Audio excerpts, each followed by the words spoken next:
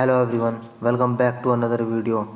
Guys, आज एक और वैकेंसी निकली हुई है जो कि है रहने वाली है उत्तर प्रदेश सरकार यूपी पुलिस, जिसमें कि एसआई एएसआई पोस्ट पर वैकेंसी निकली हुई है। दोस्तों, बहुत ही अच्छी खुशखबरी है यूपी वालों के लिए।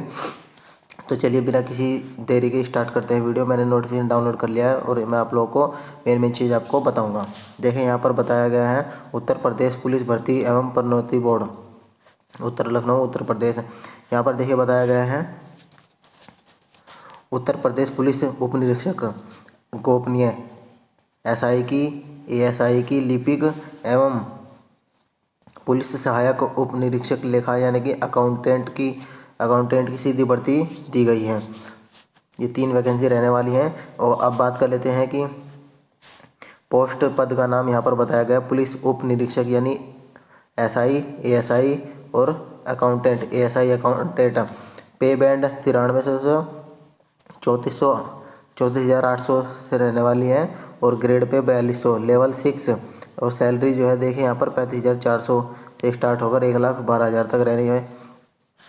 वैकेंसी देखिए इसमें 268 वैकेंसी है और एएसआई में 449 है और एएसआई अकाउंटेंट में 204 वैकेंसी है। टोटल वैकेंसी दोस्तों 921 वैकेंसी है। दोस्तों, बहुत ही अच्छी खबर है। इलेक्शन से पहले इन्होंने यूपी कांस्टेबल की भी और एएसआई की भी वैकेंसी निकाल दी हैं। तो देखें यहाँ पर सबसे पहले बात करते हैं क्या वैकेंसी जो कि एसआई की है। एसआई की अनारक्षित के लिए 114 वैकेंसी है, आर्थिक रूप से कमजोर के लिए 25 वैकेंसी, अन्य पिछड़ा ओबीसी वालों के लिए 71, एससी वालों के लिए 54 और एसटी वालों के लिए 4। तो टोटल 268 वैकेंसी यहाँ पर है पुलिस उप निरीक्षक गोपनीय वालों के लिए। और एएसआई क्लर्क के लिए यहाँ पर जनरल की 186, ईडब्ल्यूएस की 83, ओबीसी की 120, एससी की 93 और एसटी की 7। तो 449 टोटल यहाँ पर हो गई। और दोस्तों, एएसआई अकाउंटेंट की यहाँ पर बताई गई है अनारक्षित वालों के लिए 88, 19, 53, 42 और एसटी वालों के लिए 2, यानी कि टोटल होगी 204। ठीक है दोस्तों, चलिए आगे देखते हैं। नेक्स्ट आगे बात करा गया है, इसमें मेल और फीमेल दोनों अप्लाई कर सकते हैं, यहाँ पर बताया गया है। आगे बात करते हैं इसकी स्टार्टिंग डेट। दोस्तों, 7 जनवरी से इसका फॉर्म स्टार्ट हो जाएगा और इसकी लास्ट वैकेंसी रहने वाली है 28 जनवरी 2024। और करेक्शन की डेट दोस्तों 30 जनवरी रहने वाली है। इसकी बात करें अगर फीस की तो दोस्तों इसमें 400 रुपये रहने वाली है सभी कैंडिडेट के लिए, चाहे वो जनरल ओबीसी एसटी वाले हों, सभी के लिए 400 रुपये रहने वाली हैं। यहाँ पर अर्हताएँ बताई गई हैं, राष्ट्रीयता भारत का नागरिक तिब्बती, ये आप लोग देख सकते हैं। ठीक, मैं आपको मेन चीज़ बताऊँगा। यहाँ पर देखिए शैक्षिक अर्हता के बारे में बताया गया है। एसआई गोपनीय पद के लिए जो यहाँ पर वैकेंसी के बारे में दिया गया है, यहाँ पर क्या बताया गया है देखिए। यहाँ पर कम से कम 25 शब्द प्रति मिनट की गति से हिंदी टंकण इंस्क्रिप्ट कीबोर्ड पर यूनिकोड में तथा कम से कम 30 शब्द प्रति मिनट की इंग्लिश टाइपिंग आपको आनी चाहिए। न्यूनतम 80 शब्द प्रति मिनट की गति से हिंदी एसएलपी श्रुति लेख उत्तर प्रदेश पुलिस भर्ती एवं प्रोन्नति बोर्ड द्वारा अवधारित शुद्धता के आधार पर अभ्यर्थियों का सफल घोषित किया जाएगा। ठीक है। और इसके साथ साथ दोस्तों इसमें बताया गया है कि अगर आपके पास भारत सरकार के राष्ट्रीय इलेक्ट्रॉनिक एवं सूचना प्रौद्योगिकी संस्थान नाइलिट सोसाइटी या पूर्व में डोएक सोसाइटी से कोई कंप्यूटर कोर्स में ओ लेवल की परीक्षा उत्तीर्ण करी है या सरकार द्वारा उसके समकक्ष मान्यता प्राप्त कोई अर्हता धारित करना आवश्यक है। अब बात करें पुलिस एएसआई क्लर्क की, तो यहाँ पर देखिए 25 शब्द पर मिनट की हिंदी से टाइपिंग होनी चाहिए और 30 शब्द प्रति मिनट की इंग्लिश में टाइपिंग आनी चाहिए। और यहाँ पर बताया गया है, यहाँ पर वही बताया गया कि ओ लेवल हो या उसके समकक्ष कोई अर्हता आप लोगों के पास होनी चाहिए। अकाउंटेंट की एएसआई अकाउंटेंट के बारे में बताया गया है। यहाँ पर देखिए एएसआई अकाउंटेंट के बारे में भारत में विधि द्वारा स्थापित विश्वविद्यालय से वाणिज्य में स्नातक उपाधि या लेखा शास्त्र में परास्नातक डिप्लोमा या सरकार द्वारा मान्यता प्राप्त समकक्ष अर्हता कम से कम 15 शब्द प्रति मिनट की गति से हिंदी टाइपिंग जो कि इंस्क्रिप्ट कीबोर्ड पर यूनिकोड में होगी या डोएक से ओ लेवल का परीक्षा उत्तीर्ण करी हो या इसके समकक्ष अर्हता धारित करना आवश्यक है। ठीक दोस्तों, आगे दोस्तों इसमें देखिए बात करते हैं इसमें यहाँ पर डोएक बताया गया है और नाइलिट से जो भी आप लोगों के पास ओ लेवल करी हुई है तो ये आप लोगों के मान्य जाएंगे। अगर इसमें बात करें दोस्तों, अगर प्रेफरेंस उनको दिया जाएगा जो डोएक से या NIELIT नाइलिट सोसाइटी से उच्च प्रमाणीकरण या सरकार द्वारा मान्यता प्राप्त कंप्यूटर एप्लीकेशन या प्रौद्योगिकी में स्नातक उपाधि या उससे उच्च अर्हता प्राप्त किया हुआ है तो उनको प्रेफरेंस पहले मिलेगा। या किसी ने B सर्टिफिकेट है NCC का, उसको मिलेगा। प्रादेशिक सेना में कम से कम 2 साल की सेवा करी है तो उसको भी प्राथमिकता मिलेगी, यानी प्रेफरेंस मिलेगा।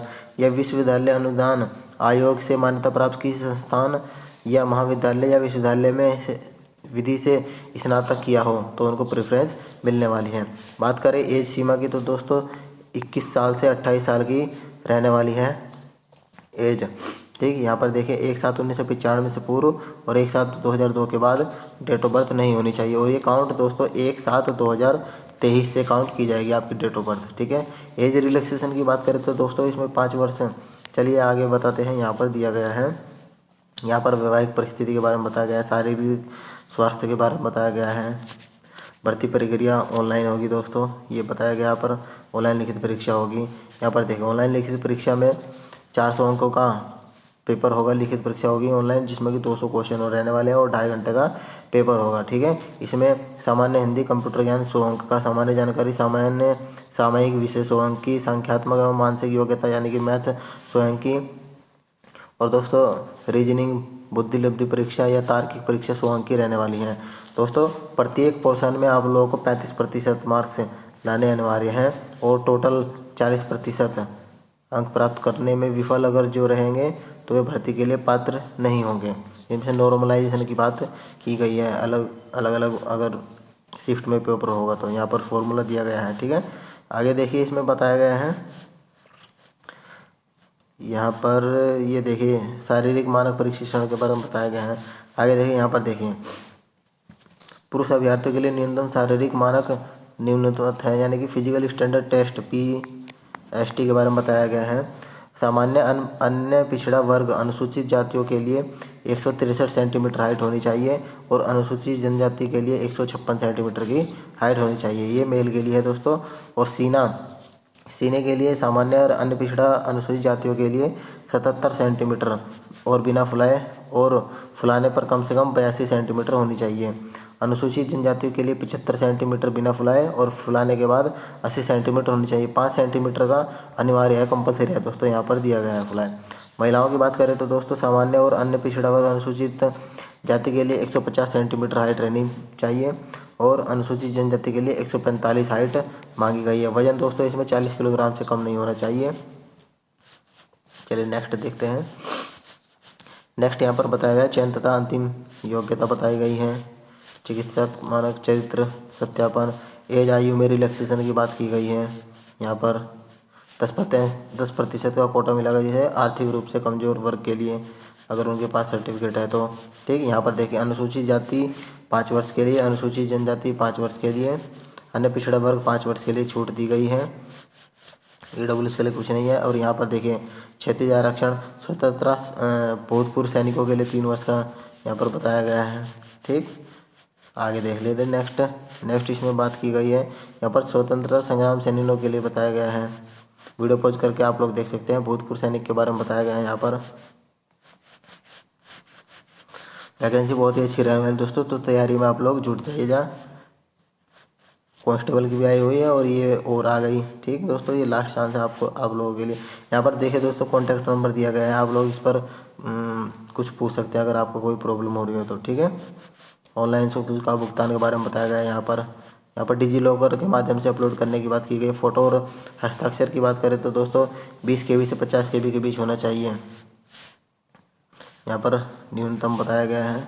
ठीक है, साइज बताया गया है, यहाँ पर देख लीजिएगा। यहाँ पर बताया गया कि फ़ोटो किस तरह से लेना है, आप लोग पढ़ लेना PDF डाउनलोड करके। मैं आपको डिस्क्रिप्शन में दे दूँगा लिंक, तो आप लोग वहाँ से डाउनलोड कर सकते हैं। और लास्ट में यहाँ पर देखिए सामान्य हिंदी, कंप्यूटर ज्ञान 100 अंक का, सामान्य जानकारी सामयिक विषयक 100 अंक, संख्यात्मक मानसिक 100 अंक, मानसिक अभिरुचि, तार्किक परीक्षा बुद्धिलब्धि 100 अंक का यहाँ पर दिया गया है। अब देखिए यहाँ पर बात करें सिलेबस की, दोस्तों इंपॉर्टेंट सिलेबस रहेगा। सिलेबस आप लोगों को यहाँ पर बताया गया है। हिंदी में देखिए यहाँ पर ये दिया गया है, हिंदी व्याकरण का मौलिक ज्ञान, हिंदी वर्णमाला तत्सम तद्भव, हिंदी भाषा में पुरस्कार विविध। बात करें इसके बाद ख पोर्शन में कंप्यूटर में यहाँ पर दिया गया है माइक्रोसॉफ्ट ऑफिस, शॉर्टकट की वगैरह के बारे में बताया गया है, वेब डिज़ाइन, नेटवर्किंग के बारे में। इसके बाद सामान्य जागरूकता के बारे में क्या है, सामान्य विज्ञान, भारत का इतिहास, स्वतंत्रता, यहाँ पर देखिए भारत के पड़ोसी देश के बीच संबंध। ठीक, पूरा नहीं बताऊंगा दोस्तों, वीडियो ज़्यादा लंबी हो जाएगी। अब यहाँ पर देखिए सामयिक विज्ञान में करंट अफेयर में बताया गया है, यहाँ पर इन टॉपिक से पूछा गया। अंतर्राष्ट्रीय महत्व के सामयिक, राष्ट्रीय एवं अंतर्राष्ट्रीय संगठन, विमुद्रीकरण, डिजिटल वॉलेट आदि के बारे में बताया गया है। यहाँ पर देखिए न्यूमेरिकल एबिलिटी टेस्ट में सरलीकरण, संख्या पद्धति, एलसीएम, एचसीएफ, भागीदारी, समय, दूरी, ये सब बताया गया, आप लोग देख लीजिएगा। मानसिक योग्यता परीक्षा में देखिए यहाँ पर बताया गया तार्किक आरेख, संकेत संबंध, विश्लेषण, ज्ञान बोध, ये सब बताया गया है।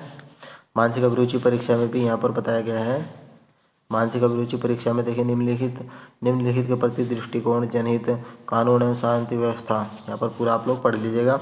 आईक्यू टेस्ट यहाँ पर बताया गया है कि असमान को चिन्हित करना, श्रृंखला पूरी करने का परीक्षण। तार्किक परीक्षा के लिए यहाँ रीजनिंग के बारे में बताया गया कौन कौन से टॉपिक रहने वाले हैं, समानता, भिन्नता, सुलझाना, दृश्य स्मृति, विश्लेषण, निर्णय, ये सब यहाँ पर बताया गया है। तो ये हमारा क्या था, सिलेबस था। यहाँ पर प्रमाण पत्र दिए गए हैं, ठीक है, देखिए यहाँ पर ये सब प्रमाण पत्र दिए गए हैं। तो गाइज वैकेंसी बहुत ही अच्छी रहने वाली है। तो आप लोगों को ये यहाँ पर 7 जनवरी से स्टार्ट होगा और 28 जनवरी तक रहेगा। तो आप लोग पहले ही फॉर्म को भर दीजिएगा, ठीक है। तो मिलते हैं आपको नेक्स्ट वीडियो में, धन्यवाद।